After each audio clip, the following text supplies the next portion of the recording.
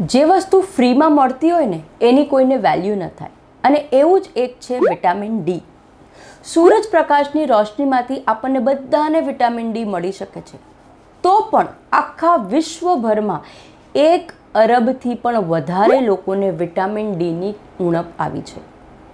In fact the patient હું જે જોતી હોઉં છું, ડાયાબિટીસ, થાઇરોઇડ, PCOS, હોર્મોનના પ્રોબ્લેમ, આ બધા જ પેશન્ટના જ્યારે આપણે વિટામિન ડીના ટેસ્ટ કરાવીએ તો એમાં ઓછા જ આવતા હોય છે. તો જેવું વિટામિન ડી ઓછું આવે એટલે ડૉક્ટર તમને કે દવા લો, અને જેવી દવાનું નામ આવે એટલે આપણને એ ગમતું નથી, એટલે તરત સવાલ પૂછે, ડૉક્ટર આ તો સૂરજમાંથી મળી જાય ને, તો આપણે લઈ લઈએ, સૂર્યપ્રકાશની રોશનીમાં બેસીએ? તો જવાબ છે હા, ડેફિનેટલી બેસો. પણ જેવું આપણે ડેફિનેટલી બેસો એટલું કહીએ એટલે આગળ ઘણા બધા સવાલ આવતા જાય, અને બહુ ઇમ્પોર્ટન્ટ પણ છે, કેમ કે સૂરજમાંથી રોશની મળે છે તો આપણને ખબર છે, પણ એનો ફૂલ ફાયદો કેવી રીતે લેવો એ બહુ જ ઇમ્પોર્ટન્ટ છે.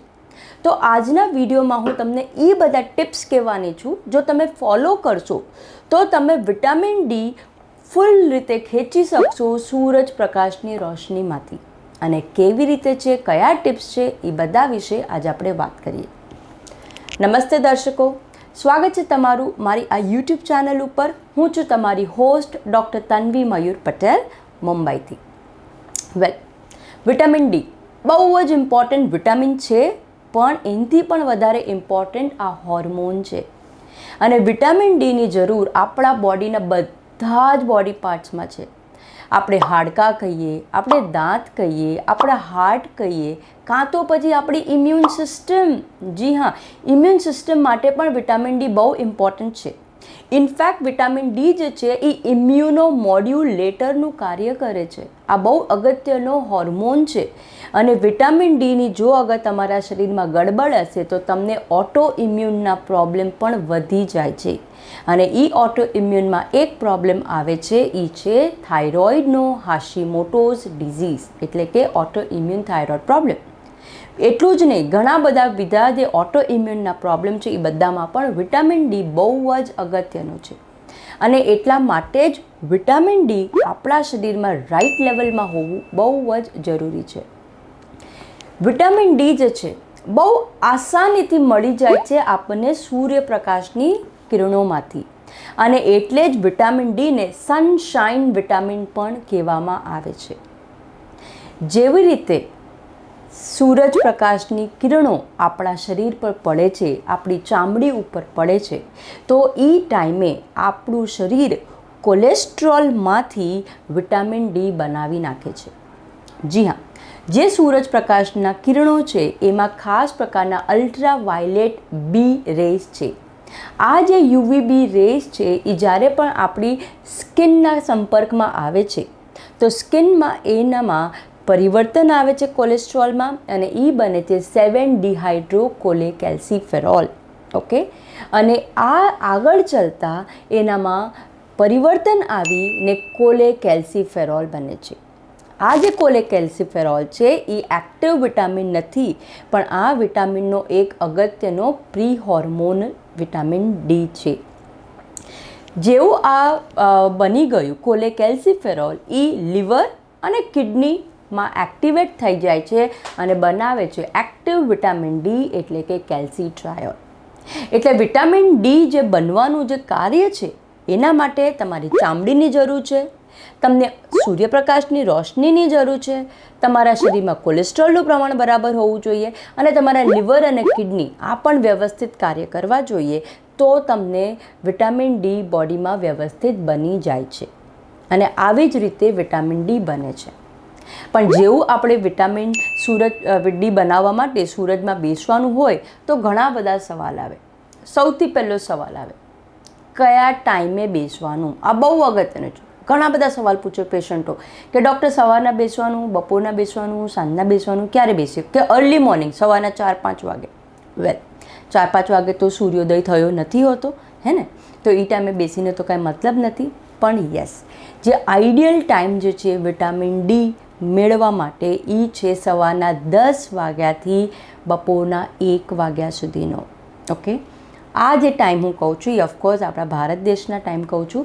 10 થી 1નો ટાઈમ આ બહુ ઇમ્પોર્ટન્ટ છે.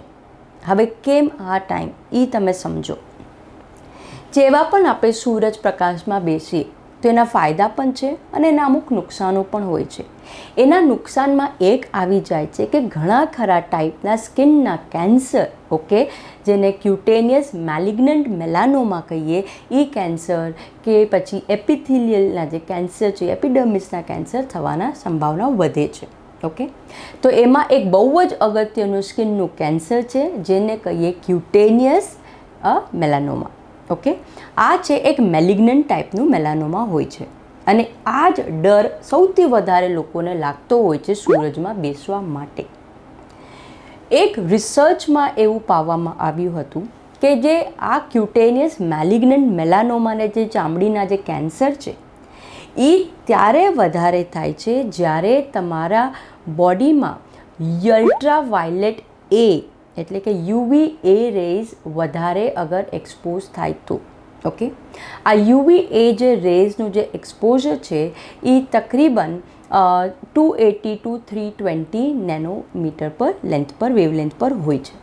ઓકે, જ્યારે આપણે વિટામિન ડી બનવાની વાત કરીએ છીએ ને એના માટે આપણને જોઈએ છે અલ્ટ્રાવાયોલેટ બી રેઝ. ઓકે, તો જો અગર તમને શરીરમાં વ્યવસ્થિત અલ્ટ્રાવાયોલેટ બી રેઝ મળશે તો તમારું વિટામિન ડી તો સારું બની જ જશે.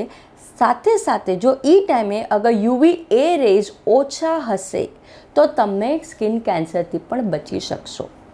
તો આ જે યુવી એ અને યુવી બી રેઝનું જે કેલ્ક્યુલેશન છે એ સવારના 10 વાગ્યાથી લઈને બપોરના 1 વાગ્યા સુધી આઈડિયલ ગણાય છે અને એટલે જ આવા ટાઈમે અગર જો તમે સનબાથ લેશો તો તમને વિટામિન ડી સારું બનશે જ બનશે, સાથે સાથે સ્કિનના કેન્સરથી પણ તમે બચી શકશો.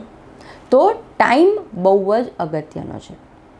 એટલું જ નહીં, જ્યારે તમે સનબાથ કરવા એટલે કે સૂરજની કિરણોમાં બેસો તો એ ટાઈમે તમારું જે શરીરનો જે પડછાયો જે પડે, ઓકે, એ પડછાયો પણ બહુ ઇમ્પોર્ટન્ટ છે કેમ કે એનાથી એ ખબર પડે કે સૂરજ કયા એંગલમાં એના સૂરજના જે કિરણો જે છે કયા એંગલમાં પડે. તો આ જે એંગલ છે એ પણ ઇમ્પોર્ટન્ટ છે.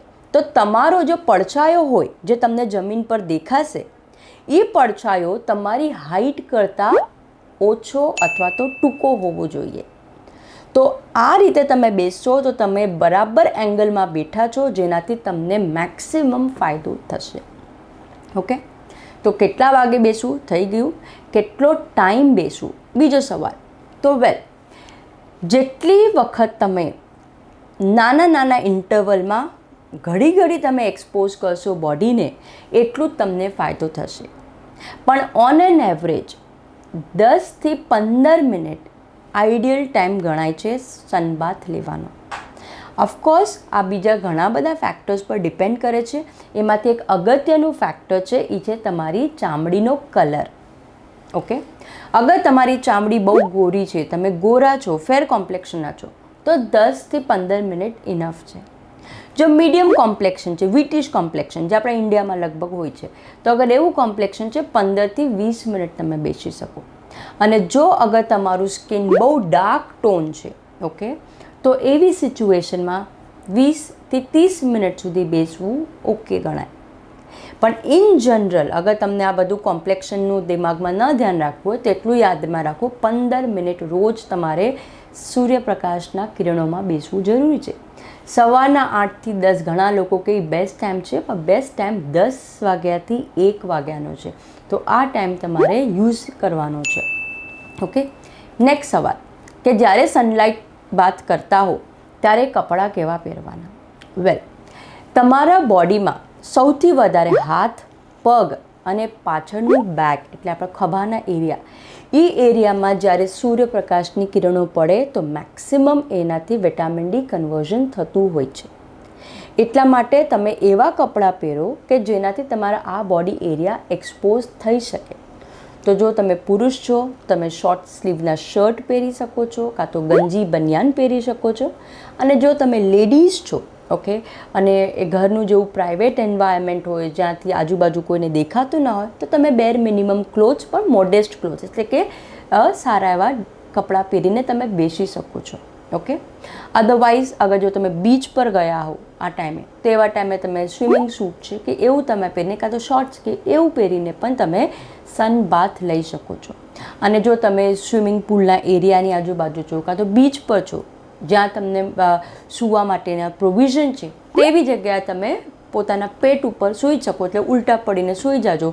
એટલે 15 મિનિટ તમારો હાથ, પગ, તમારી બેક બધી એક્સપોઝડ હોય સનલાઇટને ફૂલ એબ્ઝોર્બ કરવા માટે. જેટલા મિનિમમ ક્લોથ્સ એ ટાઈમે હશે એટલું જ વધારે એબ્ઝોર્પ્શન સનલાઇટનું થશે અને એટલો જ તમને વધારે ફાયદો થશે. ઓકે. નેક્સ્ટ સવાલ કે કાંઈ એવા ટિપ્સ છે જે સન બાથ કરતી વખતે તમારે ધ્યાનમાં રાખવા? તો પહેલું કે એ ટાઈમે તમારે કોઈ પણ પ્રકારનું સનસ્ક્રીન નથી વાપરવાનું. જી હા, જેટલું સનસ્ક્રીન વાપરશો, ખાસ કરીને SPF 30થી વધારે, એટલું તમારું અલ્ટ્રાવાયોલેટ રેડિયેશન પડવાનું ઘટી જશે, એબ્ઝોર્પ્શન ઘટી જશે. ઓકે.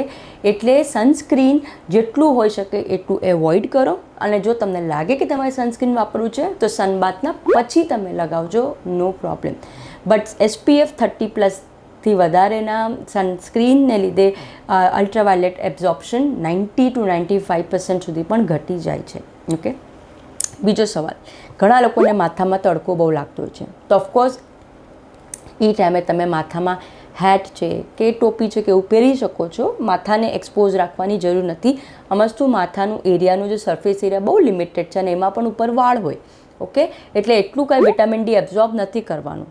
એટલા માટે જો તમને તડકો લાગતો હોય તો માથામાં ટોપી છે કે લેડીઝો હેટ પહેરી કરી શકે. ત્રીજું, તમે તમારી આંખને પ્રોટેક્ટ રાખવી બહુ જરૂરી છે અને એટલા માટે જ એવી ટાઈમે UVB જ્યાંના જે ફિલ્ટર થતા હોય એવા તમે ચશ્મા પહેરજો, ગોગલ્સ પહેરજો, એથી તમારી આંખને પણ પ્રોટેક્શન થાય. બીજું ઇમ્પોર્ટન્ટ, એવું ડાયરેક્ટ સનલાઇટ તમને લેતા ન ફાવતી હોય તો એક નાની છત્રી જેવું આવે છે, જે ખાસ કરીને બીચ પર ને સ્વિમિંગ પુલના એરિયામાં તો મળી જ જાય છે. એવું શેડેડ એરિયામાં પણ તમે બેસી શકો. એવું જરૂરી નથી કે એના વગર જ તમે બેસાય, તમે શેડેડ એરિયામાં બેસી શકો છો. ઓકે. નેક્સ્ટ છે મોઇશ્ચરાઇઝર. જી હા, ઘણા લોકોને સનબાથ કર્યા પછી સ્કિનમાં બહુ ડ્રાયનેસ થતી હોય છે. જેવું લાગે તો તમે સ્કિન પર મોઇશ્ચરાઇઝર જે SPF નથી એવું તમે અપ્લાય કરી શકો છો. અને another important thing is a hydration. જી હા, કેમ કે ડાયરેક્ટ સનલાઇટ તમારા બોડી પર પડવાની છે, ડિહાઇડ્રેશન સૌથી વધારે કોમન હોય છે અને એટલે સનસ્ટ્રોક પણ વધી જાય છે. એટલા માટે તમે રેગ્યુલર ઇન્ટરવલ પર પાણી છે કે બીજા કોઈ પણ હાઇડ્રેટેડ ડ્રિંક પીતે રાખજો, જેનાથી તમને રાઇટ બેનિફિટ થાય. આ બધા અમુક ટિપ્સ એન્ડ ટ્રિક્સ છે જે તમે ફોલો કરજો while you are taking a sunbath. Okay. Next, શું એવા ફેક્ટર્સ છે જે તમારું બોડીને કેટલું વિટામિન ડી એબ્ઝોર્બ કરીને બનાવી શકે એના પર અફેક્ટ કરે છે? જવાબ છે હા. સૌથી પહેલાં આવે એમાં પોલ્યુશન. જેટલું પોલ્યુશન વધારે એટલું right amount of UVB rays તમારા સ્કિનના સંપર્કમાં નહીં આવે. એટલે પોલ્યુશન અગર વધારે હોય, કાં તો પછી વાદળો બહુ હોય, જેમ કે ચોમાસાનું સિઝન, તો એવા ટાઈમે પણ થોડું વિટામિન ડી એબ્ઝોર્પ્શન ઘટશે અને તમારે કદાચ વધારે ટાઈમ બેસવું પડે. ઓકે. બીજું છે એજ. જેટલી ઉંમર તમારી વધારે થશે એટલું તમારું બોડી જે છે એટલું ઇફેક્ટિવ વિટામિન ડી નહીં બનાવી શકે. એટલે ઓલ્ડ એજવાળા વ્યક્તિઓને વધારે ટાઈમ પણ કદાચ બેસવું પડે. બીજું છે સ્કિન કલર. ઓકે. જેટલો તમારું સ્કિનનો કલર ડાર્ક હશે એટલું તમારે વધારે સનલાઇટ લેવું પડશે. કેમ?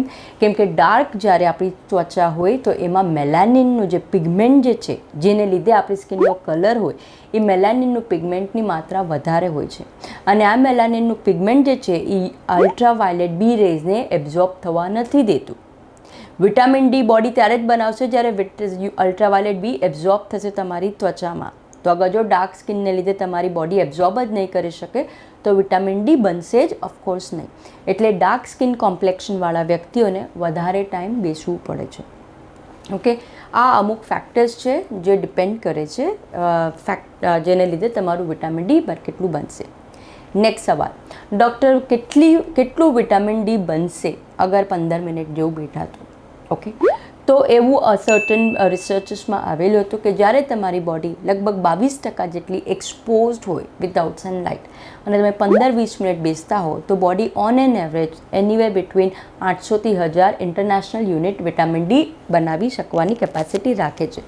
પણ અગેન આ ડિપેન્ડ કરે છે ઘણા બધા ફેક્ટર્સ ઉપર.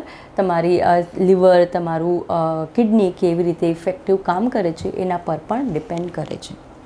ઓકે, નેક્સ્ટ, શું બધા જ લોકો સનલાઇટ અને આ સનબાથ લઈ શકે?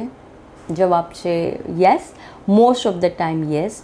પણ અમુક પોપ્યુલેશન છે જેને થોડું વધારે ખ્યાલ રાખવું પડે. ઓકે, ખાસ કરીને અગર તમે ગર્ભવતી છો, ઓકે, અગર પ્રેગ્નન્ટ વુમન છે તો 5-7 મિનિટનું એક્સપોઝરમાં કોઈ પ્રોબ્લેમ નથી. પણ અગર તમે વધારે લાંબા ટાઈમ એક્સપોઝ રાખશો તો કદાચિત એવું થઈ શકે કે તમારું કોર ટેમ્પરેચર વધે અને એને લીધે તમારા બાળકને, નવજાત શિશુ, જે તમારું ઇન્ટરનલ જે ફીટસ છે એને ઇસ્યુ આવી શકે. એટલું જ નહીં, ઘણી ખરી વખતે ઘણા હાર્ટ પેશન્ટ જેના હાર્ટ બહુ વીક હોય એવા લોકોને એક્સેસિવ સનબાથથી પણ પ્રોબ્લેમ્સ આવી શકે. તો એના પર પણ તમારે ધ્યાન દેવાની જરૂર છે.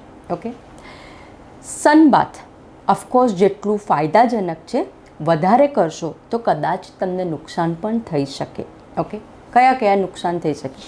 તો સૌથી પહેલાં આવી જાય કે તમને સનસ્ટ્રોક થઈ શકે. બહુ ગરમ થઈ ગયું, તમારી બોડીનું કોર ટેમ્પરેચર વધી ગયું એટલે તમને સનસ્ટ્રોક થઈ શકે, જેને લીધે તમને ચક્કર આવે, બેહોશ થઈ જાઓ. આ ખાસ કરીને ત્યારે વધારે થાય અગર જો તમે પ્રોપરલી હાઇડ્રેટ નહીં કરો પોતાની જાતને તો. ઓકે, બીજું કે રાઈટ અગર તમે સન પ્રોટેક્શન ને એવું બધું નહીં વાપરો તો તમને સ્કિનના કેન્સર થવાના રિસ્ક થોડા વધી જાય. ઓકે, પણ જે ટાઈમ મેં તમને કીધું અને ડ્યુરેશન કીધું એટલું કરશો તો એમાં કંઈ એટલો મોટો વાંધો નહીં આવે. નેક્સ્ટ છે સ્કિનમાં ચેન્જીસ. ઘણા બધા લોકોને સનલાઇટના એક્સપોઝરથી સ્કિનમાં કરચલીઓ પડવા માંડે, ફ્રેકલ્સ આવે છે, મોલ્સ આવે છે, અર્લી તમારી સ્કિનમાં એજિંગ થાય, એવું બધું થઈ શકે.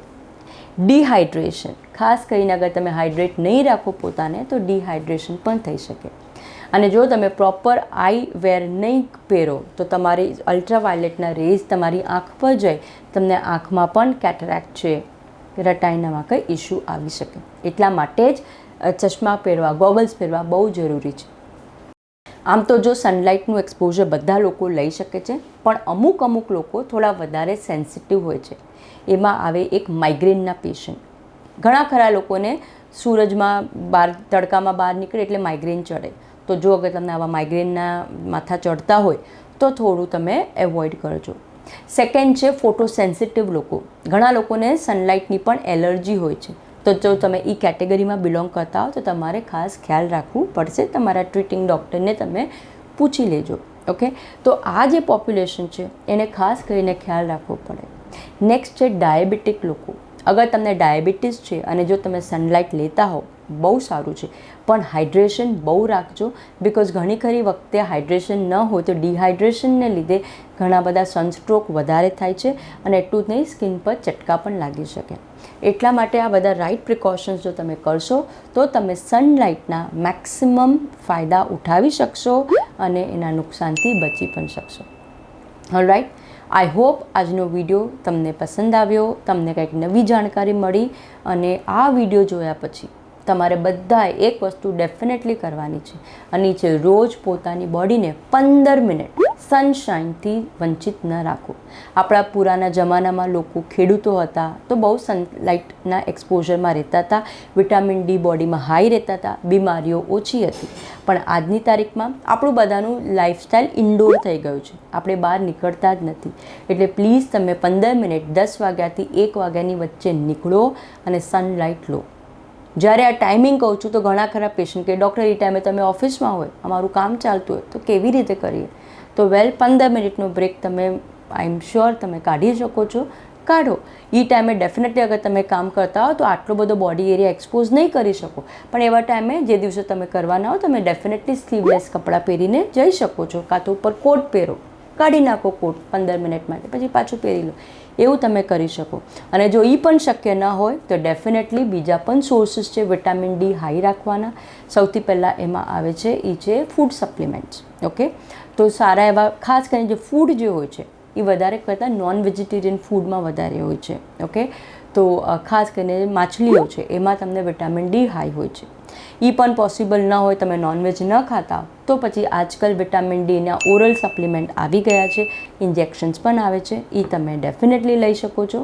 અને તમને જો નેચરલી સનલાઇટ જેવો ફાયદો લેવો હોય તો આજકાલ માર્કેટમાં અલ્ટ્રાવાયોલેટના લેમ્પ્સ અને બલ્બ્સ પણ આવે છે, એનો પણ તમે વપરાશ કરી શકો છો. કોઈ પણ રીતે કરજો પણ ડેફિનેટલી વિટામિન ડી લેવલને મોનિટર કરતા રહો. અગર તમે રેગ્યુલર સનલાઇટ પણ લેતા હો તો પણ વિટામિન ડીને મોનિટર કરો. ઘણી ખરી વખતે શું થાય, પેશન્ટ જાય તો ખરી રોજ 15-20 મિનિટ, અને મહિનાના એન્ડમાં કે ફોલોઅપમાં જ્યારે મેં વિટામિન ડીના ટેસ્ટ કરે તેમાં કંઈ ફાયદો એટલો થયો નથી હોતો. તો પછી પેશન્ટ કે ડૉક્ટર હું તો રોજ જાઉં છું. તો જરૂરી નથી કે તમારી બોડીમાં ઇનફ એ બનવાની કેપેસિટી હોય. તો જો અગર તમારું વિટામિન ડી સનલાઇટના લીધા પછી પણ અગર કદાચિત લો રહેતું હોય તો તમારે બીજા મેથડથી તમારું વિટામિન ડી હાઈ કરવું પડશે. પણ વિટામિન ડીની ઉણપ બોડીમાં નહીં રાખવા દેતા, કેમકે આ તમને ઘણી બધી બીમારીઓથી બચાવીને રાખે છે. તો આઈ એમ શ્યોર આ વિડીયો પછી તમે પ્લીઝ પોતાનું વિટામિન ડીનું ટેસ્ટ કરો. લેવલ લો હોય તો જાઓ, સનલાઇટમાં બેસો, મફતમાં છે, કોઈ પૈસા નથી લાગતા. ઓકે, જો તમારા કોઈ પણ પોતાના સવાલ હોય જેનો જવાબ તમને જાણવો હોય તો નીચે કોમેન્ટ બોક્સ છે, એમાં લખો તમારા સવાલ. હું ડેફિનેટલી કોશિશ કરીશ તમારા સવાલનો જવાબ આપું. અને કોમેન્ટ બોક્સમાં એ પણ લખો કે તમારા શરીરનું વિટામિન ડીનું લેવલ કેટલું છે, અને જો લો છે તો તમે શું કરી શકશો એના વિશે હું તમને 1-on-1 ટિપ્સ પણ આપી શકીશ. ઓકે, આપણે પાછા મળશું કોઈ અગત્યના વિડીયો સાથે. ત્યાં સુધી તમે તમારા સ્વાસ્થ્યનો ખ્યાલ રાખો. નમસ્તે.